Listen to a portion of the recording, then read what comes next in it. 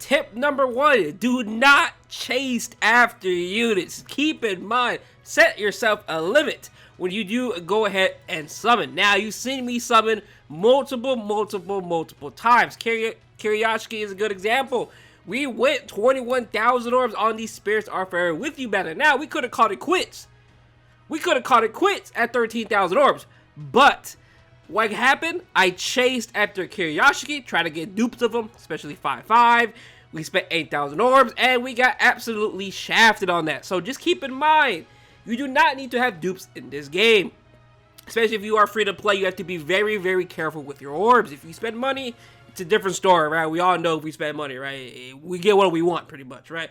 Not get what we want, but our orbs is not really an issue. But if you are free to play, just keep in mind, do not chase units. This game does not need dupes. 1 of 5 is good enough. Even 2 of 5. 2 of 5 is literally the perfect spot, right? Now, if you want to go ahead and chase dupes, good luck if you do. But for the first tip, I have to recommend, do not chase a unit. If you do 5,000 orbs and you do not get the anniversary unit, do not chase after. I know many people, many friends who have done X 10,000 orbs to get the unit one time or to not even get them at all. So just keep that in mind. Do not chase units. Tip number 2, farm the point event for anniversary. There's going to be 2 point events that do drop in July, where it's going to be the anniversary point event, which is going to be boosted. Then it's going to be end of month of July, which is going to be round 2 of anniversary, which is not going to be boosted. Now, ideally between those 2 point events, the second part of the anniversary point event, you want to farm that point event to 3 million and stop at that. The main point event you really want to farm is going to be the anniversary point event. The anniversary point event will be boosted.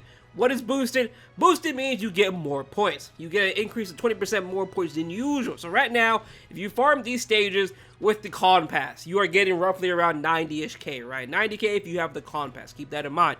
The con pass is very valuable. If you could spare the $5 for like a month, I think July or August is definitely worth the $5. If you could do it one time, I think it's definitely worth it if you plan to farm the point of it. So, let's continue on.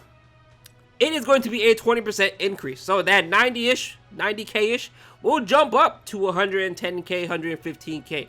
End of year point event was our best point event to date. We were getting roughly about 125K to 135K, maybe even a little bit more, like roughly like 137K.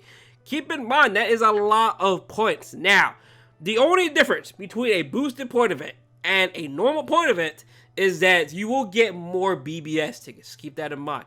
It drops more BBS tickets. Why? Because you are getting more points, and then every time you hit 400K points, you are guaranteed a BBS ticket. So the more points you get, the more BBS tickets you do get. So keep that in mind. That is the only difference when it comes to a boosted point event to a non-boosted point event. It's just more guaranteed BBS tickets.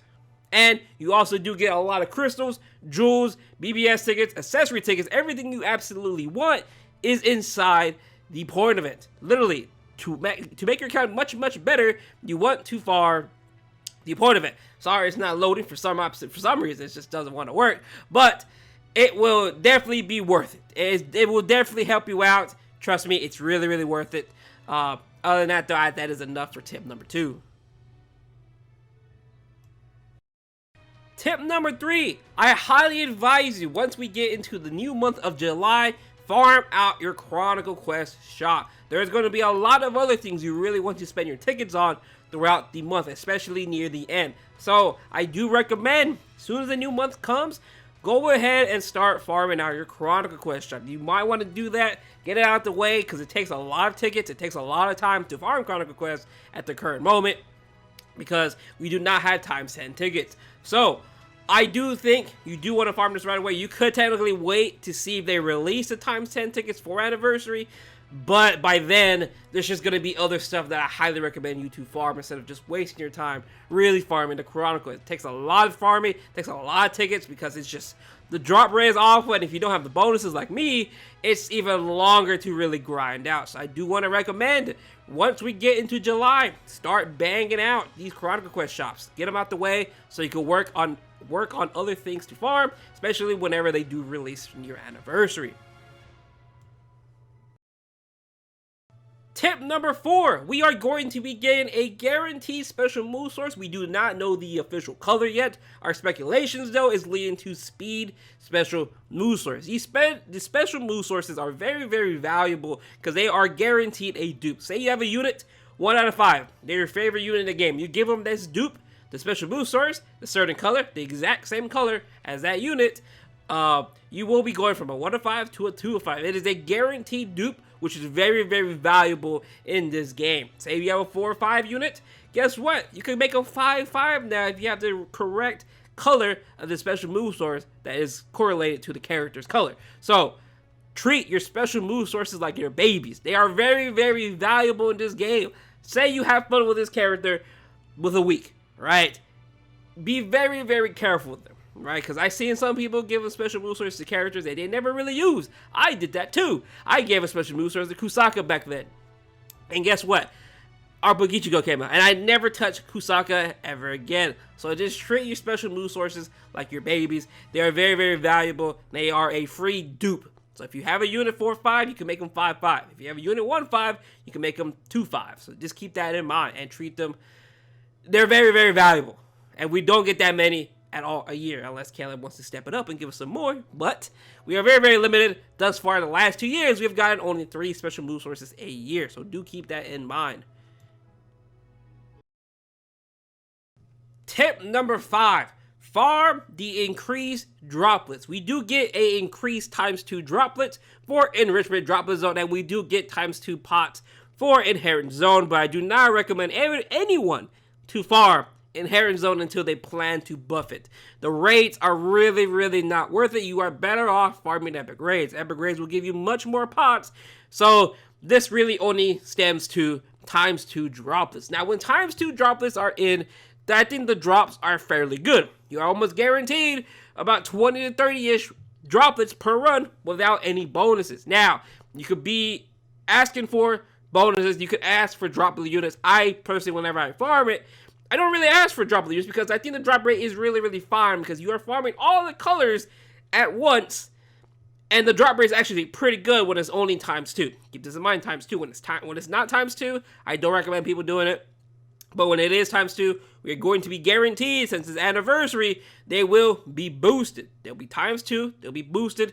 They are definitely worth farming. I made multiple videos throughout the last month or so, or last 2 months or so, farming a lot of droplets. We farmed the 100k droplets in roughly about 400 to 500 orbits, if I remember correctly. It is definitely worth the grind, because if you bang it out now, you will never have to really deal with droplets ever again. Keep in mind, I autoed this. I had a 5/5. Now I have a 5/5 at Shiro, so it made it a little bit easier. But enrichment droplet zone is very, very easy. Even Aizen, Kisuke, anyone with like even the homing vortex or just good survivability drain on them is a very, very good lead, and you can just carry anyone in there, right? If you farm the enrichment droplet zone, you know how easy it is. It's really not that difficult. You can pretty much just auto it. Now, I did spend a lot of time to get the 100k droplets. I did it in about a week's time, but it should be boosted for more or less 2 weeks. So that is a very, very long time if you can farm 50k droplets.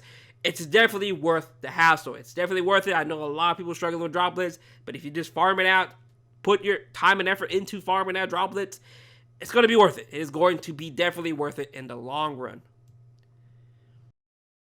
Tip number 6, keep in mind if you're a brand new player, if you do not know yet, round 1 is guaranteed a premium unit, and round 2 is the limited banners. So just like Thousand Year Blow, where Spirits are with you, Caden for Your Own World, they are all limited banners. So they do come whenever Caleb wants to bring them. So do keep in mind. So they release on Anniversary Part 2. So end of month of July. So their first initial release, July 31st. 3 months later, they will get a rerun. After that rerun, though, we do not know what Caleb will rerun them. Just keep that in mind. Premium, the best unit in the game, more than likely is going to be coming out for 7th anniversary. If you look at Aizen is still the best unit in the game to this day. They are all premium units. 6th anniversary Aizen, 5th anniversary Ichigo, 5th anniversary Byakuya, our book Ichigo, and maybe 7th anniversary Rukia.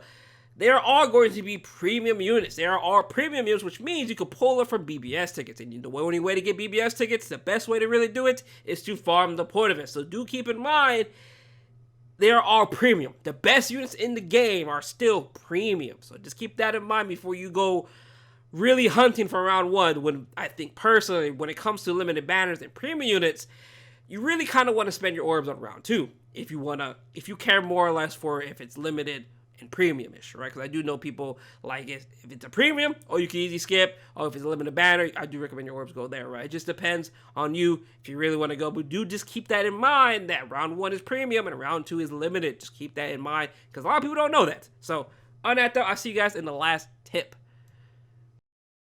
Lastly, the final tip is just to have fun. Enjoy BBS, take it all in. This anniversary is looking to be the best anniversary we've ever had. We are going to have 7 rounds for the 7th anniversary. I like how they did that. That's why I am doing 7 tips before anniversary, or just 7 tips for anniversary that you should keep in mind. So, just have fun, enjoy the game, do not burn yourself out, take it easy, right?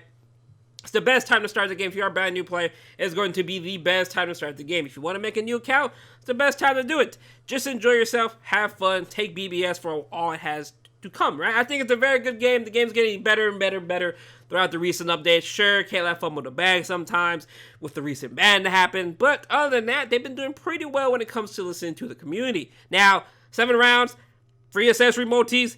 Who could have asked for much more? They're already starting off this anniversary with a banger. Cannot wait to see the next 6 rounds. Other than that, though, hope you guys have a good day. Hope you enjoyed the video. If any questions, let me know down below. I'll answer them. I'll try to answer them. I usually do. Just give me some time. Other than that, though, thank you guys for watching the video. Hope you have a good day. And I'll see you guys later on. Peace out.